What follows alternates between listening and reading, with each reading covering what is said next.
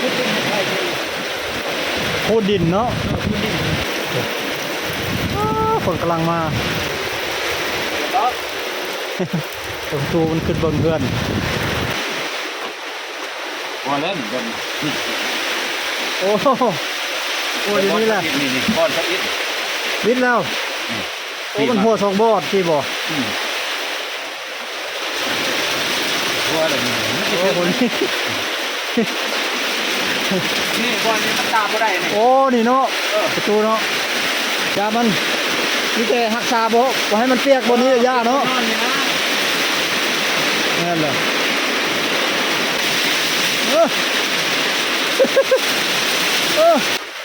หอยเมียทุกอีกเขาสิลูกนึงเอง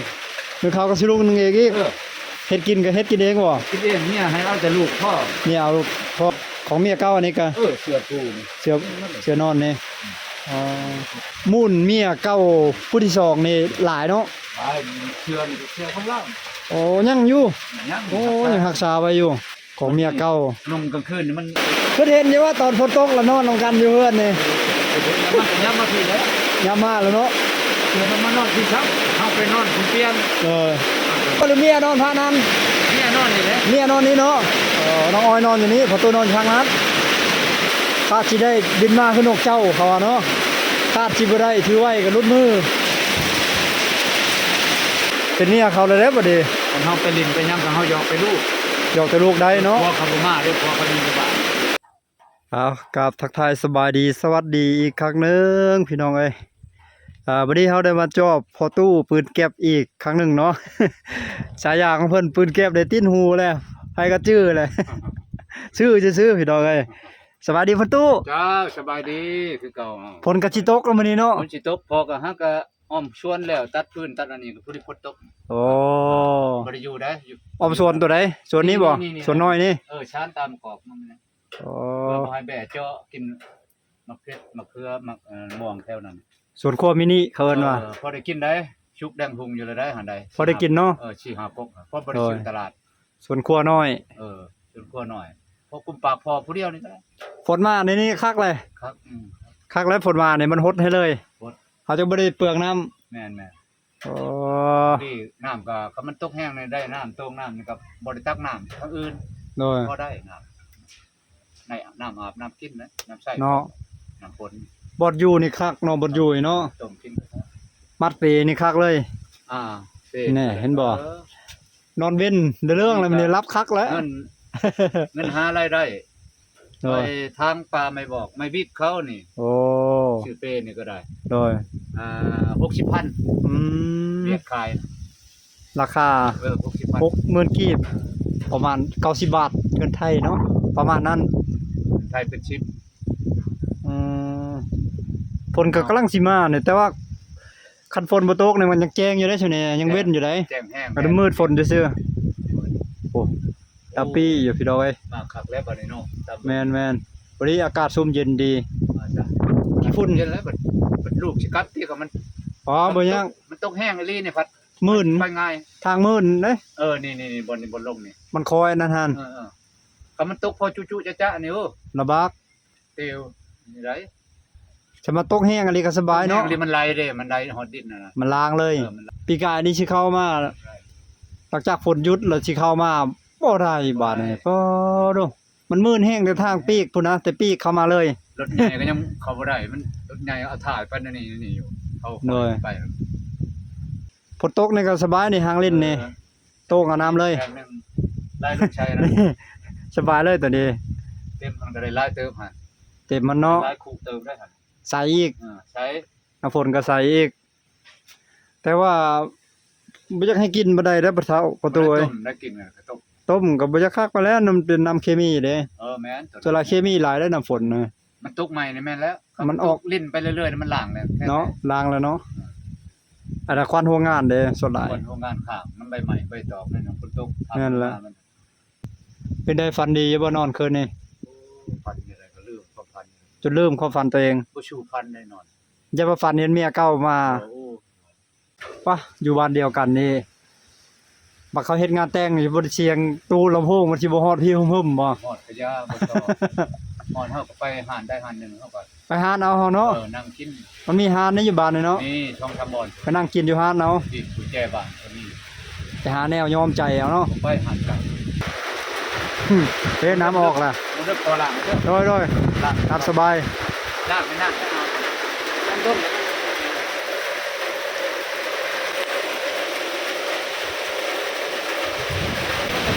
เฮ็ดประตูเฮ็ด อาบน้ำฝน โอ้ยใกล้เลยต้องแห้งลายลมใกล้นะ โดย ดูนี่เขาจะได้ก็เลยคิดเป็นไทยดี คูดดินเนาะ คุณดิ คูดดินขึ้น คุณต้องแห้งแล้วมันใกล้ฮะ โดย ใกล้มันล่มมันไปทางไหน อ๋อ อย่ามัน ฝนตกคักแล้วพี่น้องเอ้ยดูฝนกำลังมา ไม่ พอดีทางออกมันจะบ่เป็นที่พ่นบาดเดทางออกเมื่อจะบ่เป็นที่พ่น เพื่อนได้หนึ่งมันกลัวได้หนึ่ง หัววะขึ้นไปเบิ่งเฮือนวะ แป้งเพื่อนได้ โอเคไปเลย ง่ายเอาผูเอายังโป่งมันแค่ ไปไปขึ้นเบิ่งได้อย่าเปียกเลยประตูเอ้ย ต่อ ประตูมันขึ้นเบิ่งเฮือนโอ้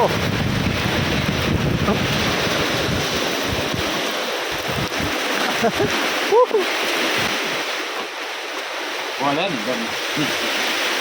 โอ้โอ้ยนี่แหละ นี่ก้อนสักนิด วิทย์แล้วโอ้มันหัวสองบอดที่บ่ หัวอะไรนี่ โอ้คนนี้ นี่ก้อนนี้มันตาบ่ได้นี่ โอ้นี่เนาะประตูเนาะ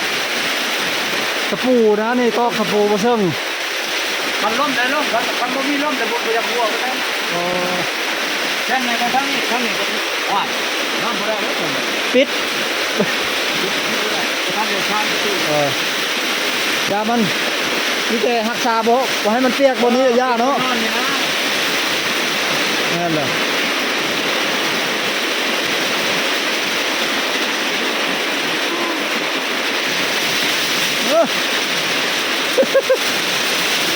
ฝนมาอีกแล้วโธ่อายุเขาได้มันนี่นะ ล้มมาวันนี้ก็ร่วมกันสิ โดยต้มมากเลยนี่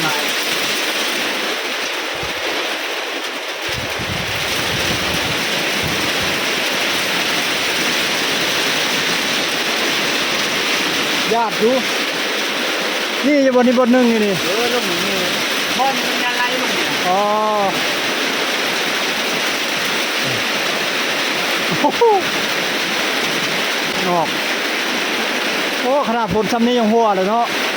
ถ้าฝนแห้งนี่แห้งหัวกว่านี้ ทำไมนั่งก็ได้สกัดคุณอีกคุณบ้างคุณจิ๊ก โดย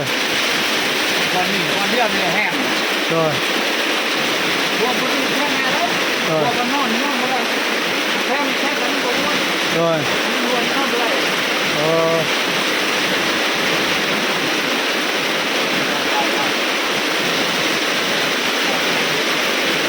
ฝนตกอันนี้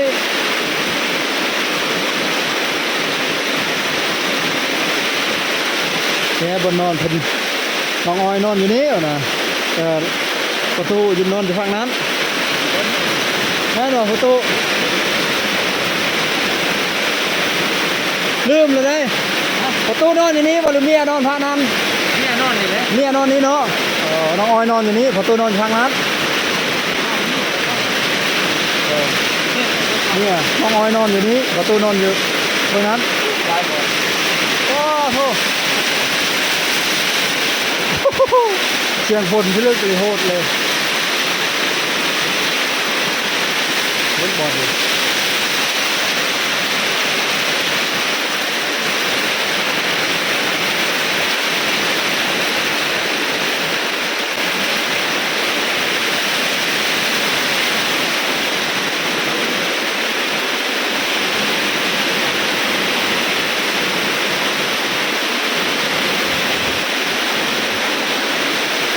มีบอลหนึ่งเนาะแม่นบอกแม่นเลยนี่ โอ้นี่โล่งอยู่นี่ประตูเลยนี่ ตรงนี้ นี่บ่อนนี่ โอ้มันหยาดลงมานี่ บ่อนเขาตอกเลยตะปูนะจะลายมันลง ตอกพิษเนาะตอกสบู่พิษ เขาบ่แม่นพิษมันตอกบ่เชิง ตอกบ่เชิงบ่ ทุกมันบ่งุ่มบ่อันนั้น อ๋อ มุชุ่มเขา สังกะสีห้องน้อยซะอีก จังว่าโอ้ยได้เงินนี่อยากเปลี่ยนนะเอาใหม่18ใส่นี่ ตอกง่ายเนาะ ตอกมันมุ่งชันสีแล้วตอกครับมันบ่ นั่นแห หัว ละตอกง่าย มันคดมันยกไปแง่เห็นบ่ โดยแม่นๆมันตอกง่ายเนี่ย แล้วก็กองลงมันนะ โดย หัวเหินแต่ว่ามันขาดตัวนี้ก่อนอันนี้ก็เห็นหัวเลยหัวได้อยู่ น้ำเกลือสิเต็มแล้วตอนนั้นก็ อยากนะ อย่างนั้นมันได้ตัวนี้ห้องฮับเลยโอ้ตัวนี้ก็น้ำลายดิตัวนี้เต็มหัวแห้งตัวนี้เนาะ แถวนั้นหัวแค่ไหนหัวให้หัวบนนอน ไม่หัวมานอนได้แล้วมันโยกมานอนสองคัน นอนไหนตั้งนี่เลยได้หัวนี่เขาย้ำมาที่หัวคุณย้ำมาพี่ตั้งมันก็ได้ทุกอย่างผมมีห่วงกับคนตก โอ้ยล่ะ นี่จะ6ตัวนี่โยแต่เมียเก่ายังคือมาว่ายังน่ะ ถึง6ตัวจัน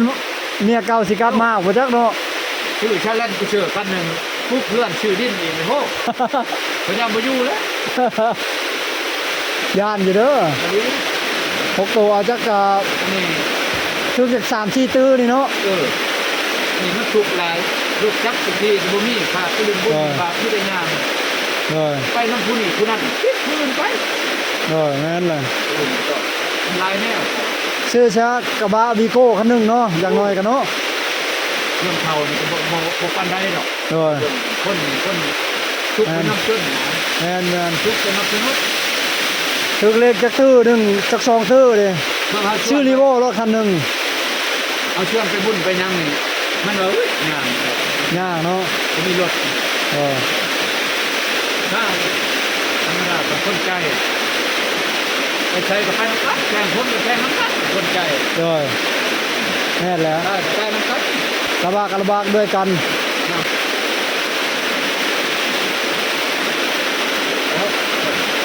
แบบจะคอยแห้งกระดาษได้หมด เออ นะ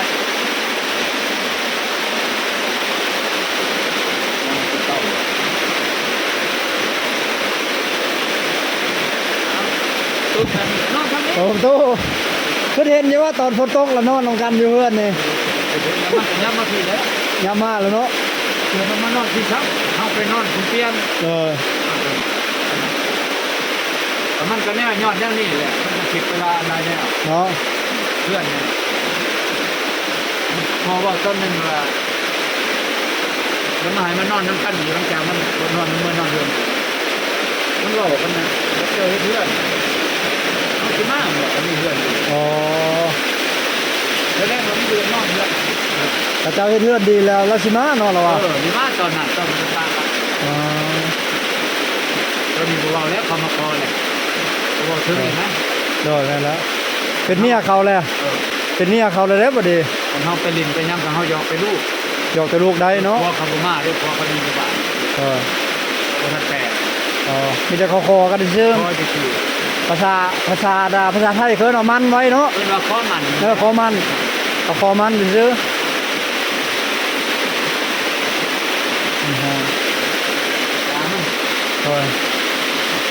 คาดสิได้บินมาคือนกเจ้าเขาว่าเนาะคาดสิบ่ได้ถือไว้ก็ลุดมือแต่ก็ละเซลในคันได้ฮอนโมงเวลามาไกลฮะ นี่เหรออันนี้ก็ไก่น้อยที่ไก่น้อยเพื่อนไก่น้อยที่ไปกินน้ำมันใหญ่ไปเลยนี่แล้ว ก็ เรื่องนี้ช่วงนึงลูกเช้ามาเด้เด้จะกินข้าวได้มันหรอ ลูกสาวมา ลูกเช้า ลูกสาวมีมาลวก เอาโห้ยเช้าไอ้โห้ยนี่เลย เลย เราไปทำตากัน ลูกสา อั วนน้อง นี้นัก โห พ่อแต่ละมึง นั่งยังว่าชื่อนะ นั่งร้อย นั่งร้อย ร้อย อ๋อ พ่อเขาอยากกินข้าวได้มั้ย น้ำทุกน้ำดื่มกันหมดนั่นเด้อพาเขาอ่ะ กินมันดื้อแต่ว่าตัดแล้วมันบอกไปได้ อ๋อ เก็บมานะจุมันดื่มกับป้าเขาถิ่นเก็บมาใช่เขาใช่มูลใช่ โอ้ย ไว้เครื่องไว้คล้อง โอ้ย มันพอชื่อครับชื่อแท้นี่ตัวนี้เลยนี่ตัวเดียวเล่นเนี่ย อ๋อตัวนี้เนาะ ทำงานกิน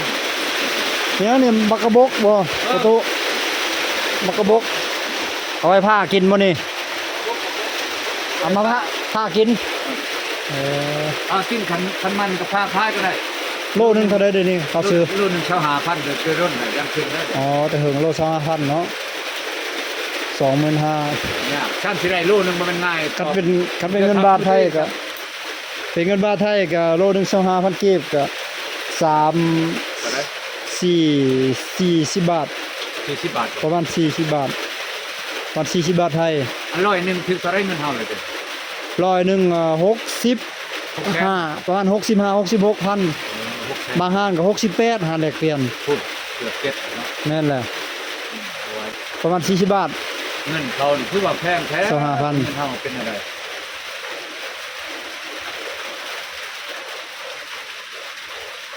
ค่าเงินเฟ้อเดี๋ยวนี้คล้ายๆแน่คล้ายๆแน่แล้ว บ่ลด ค่าน้ำมันลดลงเลยเด้น้ำมันก็ลงแล้วบัดนี้ค่าเดินทางก็ลดลงแล้วค่าเมียก็ลงใครแน่เนาะ ค่าชิดชอบแต่งเมียลงใครแน่เนาะ ดองเนาะค่าดองแล้วลง พอได้ไปแต่งเมียไหมเนาะประตูเนาะ ค่าดองแพงหลายก็บ่ไหวแล้ว เออ เกิน15 ล้านแล้วเอาบ่ได้ ทำบ่ได้เนาะ บ่ได้บ่มีเงินทางนี้ ห่วย หากู้หายืมไผสิให้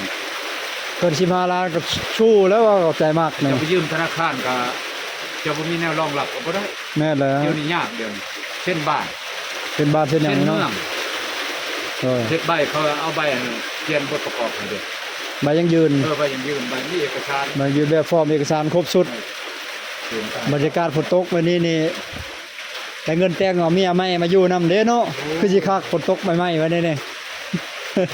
ตาบ่รับตาเลย ตาบ่รับตาแล้วบ่ประตู ตาบ่รับตา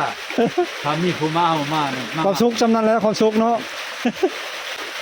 ขอให้เมียทุกข์อีก โอ้ย เขาสิลุกนั่นเอง คือเขาก็สิลูกหนึงเองอีก เออ เฮ็ดกินก็เฮ็ดกินเองบ่ คิดเองเมียให้เอาแต่ลูกพ่อ นี่เอาพ่อ หากินหาอยู่ อยู่เฮือน ผัวแต่ว่าเมียสิเห็นใจกับไปก็บ่ว่าหยัง เออพอเนี่ยนี่ขอให้แต่อยู่บ้านเนาะ อยู่บ้าน อยู่บ้านเบิ่งลูก พาเพื่อนพอซ่าน สู่ความเพลงแต่เมียเก่าทุก พอเมียเก่าอะฮะอ๋อสู่ฟังเพลงนี่เอาเราบ่เอากลับคืนเนาะเราบ่เอาเราป้าให้เลยอ๋อ เป็นทั้งคู่ความยำพวกเรามัน โดย บ่ทัน ของเมียเก่าอันนี้ก็ เสื้อคู่นี่ เสือนอนนี่อ๋อของเมียผู้ใดเมียผู้ที่สองนี่ คุณ อ๋อเมียผู้ที่สองนี่ ชาวโฮยนี่ แต่ตู้น้อยนั้นเป็นเมียผู้ที่สามบ่นี่ของเมียผู้ที่สามบ่นี่ หมดแล้ว บ่แม่น เรื่องนี้ ของเมียผู้ที่สองกัน ผู้ที่ อ๋อ ผู้ที่ช้ำบ่ได้มีพี่ช้ำ โดยมูล เรานอนร่วมกันนี่คอยบ่มีพี่ช้ำมันหรอก โดย คอยบ่มีพี่ช้ำมาประกอบเป็นเจ้า อ่า เป็นเจ้ามันเฮาว่ากับบ่เกี่ยวเฮาว่าของครัวก็คือของเมีย โดย ครัวมีก็คือเมียมีคะแนนหักแท่งกันอยู่นํกัน โดย เอาทุกแก่แล้วมันไปบ่หลอดจอดบ่ถึง แสดงว่ามูลเมียเก่าผู้ที่สองนี่หลายเนาะ ไปเชื่อนี่เชื่อของเรา โอ้ยังอยู่ ยัง โอ้ยังรักษาไว้อยู่ เชื่อเราไปเฮ็ด งาน งานอยู่ บริษัทบ่อค บ่คำนี่เดียว ำโดย ทีมงานแม่บ้านเนาะ อ๋อ ที่มันเล่าคอน้ำเขาหั่นแหล้ว โอ้ย เชื่อทัว เชื่อพนักงานเก่า เครื่อง พนักงานบ่อค เครื่องบ่คำเขาเด้นี่ ำของเมียเก่า นุ่งกลางคืนนี่มันเขาเหลือมตาเด้ โดย ตารถนี่ห้วย สะท้อนเสื้อ นี่ถอดแสง เสื้ออันนั้นพนักงานเซฟตี้ ยังหักช้าไว้ สะท้อนแสง เป็น เมียผู้ใหม่บ่ให้บ่นุ่งเสื้อ ของเมียเก่า บ่หายแล้วบ่เว้า ผู้ที่สอง บ่เว้า บ่ เพราะ เนาะ นั้นเราหายแล้วเว้าผู้นี้ก็ดีแนวนึง เราบ่มักหายเนาะ บ่มักหายบ่มักเว้าบ่มักจม โอ้ แล้วก็เงินค้ำนี่ก็ส่วนหลายบ่มักขอ โอ้ มีแต่ผัวตื่นตัวคันมีสมมุติมาจากใดยังกินยังนี่ โดยอืม คือพ่อนี่ก็บอกอยู่ว่าเงินค้ำถ้าบ่มีแหละถามเด้อขอเด้อคันเฮามีก็คือเจ้ามีก็อยากกินหยัง โดย บางเทื่อมันก็ถามก็รับเงินเดือนมาหน่อยบ่หลายมันถามว่า โดย ยังเหลือเท่าไรเงินเขาเท่านั้นเท่านี้ โดย เฮาจากได้อันนี้นั่นเอาเด้อเฮาจงเฮาชื่อจักสื่อก็พอ แส ดงว่าเมียผู้ที่สามกับน้องอ้อยนี่บ่มีตัวใดเลยค้างไว้มันบ่อยู่ในเฮือนนี่ บ่มี นอกจากเฮือนนอกจากดินนี้เป็นของพ่อ ดิน ของพ่อเราเนาะ ของพ่อ เออ บ่มีที่ว่า อ๋อส่วน แล้วก็คนทุกข์คือพ่อว่า ส่วนมาเฮือนนี่เฮ็ดนำกันมาเฮือนนี่ เพื่อนนี่ก็ เฮ็ดนำกัน ช่วงเล่านี่แหละ โดย เฮ็ดช่วงเล่านี่แหละจำว่า อ๋อเฮ็ดสุ เฮ็ดน้ำกัน เฮ็ดช่วงเล่าเนาะ จำว่าชิ้นช่องชางชิ้น เออ ชิ้นช่องชางนะ โดย เป็นชิ้นช่องชางเพื่อน แต่ว่าได้ก็เฮาปะอยู่แล้วบัดเฮาไปนี่เนาะ อ้าวสิเอาไปยัง เพื่อนนะ จักสิมางบ่ได้เนาะมางก็เพแล้วเนาะ คอยชอบคอยหาไหม แต่ว่า ไม่ก็ตัดไหมใหม่นี่ มูลเมียผู้ที่สองนี่หลาย ชื่อเขาก็บ่แพงดอกไม่กลมนี่ มูลของเมียผู้ที่สองนี่มี3อย่างเด้นี่เนาะที่เห็นเสื้อนอนเครื่องอยู่ข้างนอนนี้แล้วตู้ลำโพงหัน เสือ แล้วก็เสื้อนุ่ง เป็นมอนของเราแล้ว ชุดเสื้อผ้า เป็นมอนคอคือกันมอนมูลของ ยังอยู่ เราของเรามอนมูลอยู่นั่น เออเมียผู้ที่สอง ห่มเรื่องของเราก็มี อ๋อ ของเราก็มี เนอะ สองคืนอยู่นั่น มอนนี่ของผู้ใดของน้องอ้อยบ่ บ่มี อุ้ยเนาะ มอนแต่ที่บ่ ตะกี้เบิดเนาะ ทงเป็นเพลงนั้นของเราก็ได้ ของเมียเก่าผู้ที่สองมันนี่ของน้องโหยฮะ มาจะบอกคำเลย อ๋อยังรักษาได้ดีขนาดเนาะเถิกสิเลิกล่ากันก็แต่ว่ายังรักษาไว้อยู่ เครื่องบางใหญ่ๆอันนึงนี่ให้ดูน้องอ้อยใส่เครื่องลูก อ๋อ เอาไปครับ โดย ปะเลยปะต้นลูก โดยจนลูกเนาะ มันมีข้างบนจะใช้ข้าวหอมบนยัง อ๋อ ต้นใหญ่ๆอันนี้ต้นใหญ่ๆตู้นี่ อ๋อ จะใช้เครื่องกัน ตะกร้าใส่เครื่อง เป็นฟองแล้วก็ตะ ให้น้องอ้อยเอามื่อ เออ มาใส่เครื่องใส่เสื้อผ้าพอดเอามื่อ ลูกเครื่องมันเครื่องลูก โดยอืม ยังอยู่หันกะมันเด้อยังพัดลมนี้ของมนเนี่ยเก่า โดย พัดลมพัดมาม่าเตียงของพ่อเตียง พัดลมมูลเมียเก่า มี เราไว้อยู่ใส่ มีเพื่อนนางอ้อยใช่ไหม อ๋อ แล้วมา อยู่เฮือนเมียผู้ที่สามมูลเมียผู้ที่สองจะเอาไปไว้อยู่เฮือนมูลเมียผู้ที่สาม เตียงกับพัดลมนะพอจะมาเตียงของพ่อเฮ็ดแล้วเฮ็ดเอาไม่แป้น ป้าเขาใส่เลย ไม่แป้นของไม่แป้นรถไถเก่าเขาดิเพื่อนเนี่ยเก่าเนี่ย อ๋อ ก็เฮ็ดเตียง ป้าเขาเจ้าใส่เลยป้าอยู่ทันละลูกใหญ่กับป้าให้ลูกใส่ต่อเอาอีก10 ปีข้างหน้าลูกใช้งานได้แหละ พอไปจะป้าได้พอไปป้า เออ พอจะเทียบแห้งเขาเฮ็ดเคยแบบหนาเย็นคน มันเครียดให้เขาอยู่ แบบทำมาเทียบทั้งพวกมันคน เครียดหยังบ่เครียดก็อย่ามันคาดบ่แม่นของเฮาแหละ